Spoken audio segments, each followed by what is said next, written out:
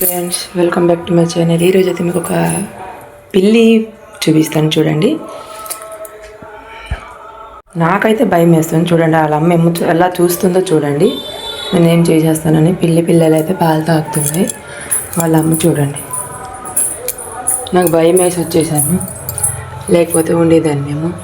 నేను రావడం చూసి పడుకోబడిపోయాను. ఒక బ్యూటిఫుల్ కదా. నేను ఎప్పుడు పిల్లల్ని ఇలా చూడలేదు. మా ఇంట్లో ఇద్దరు పిల్లలు పుట్టయితే చూస్తున్నాను అనమాట.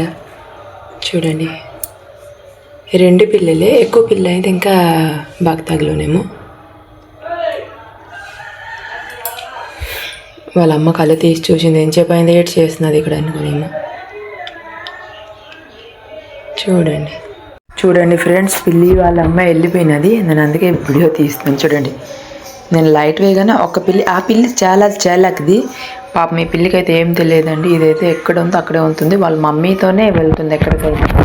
ఈ పిల్లికి కన్ను మీద దెబ్బ కూడా అయినది.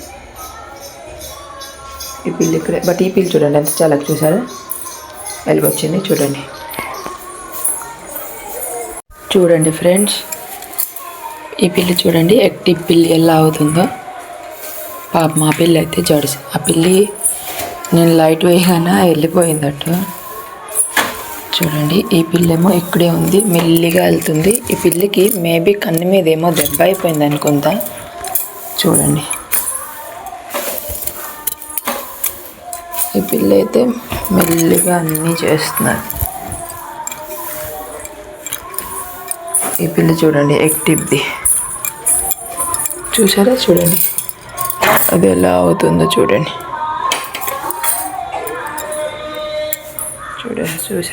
చూడండి, ఇది మాత్రం ఎక్కడ ఉంటే అక్కడే ఉంటుంది.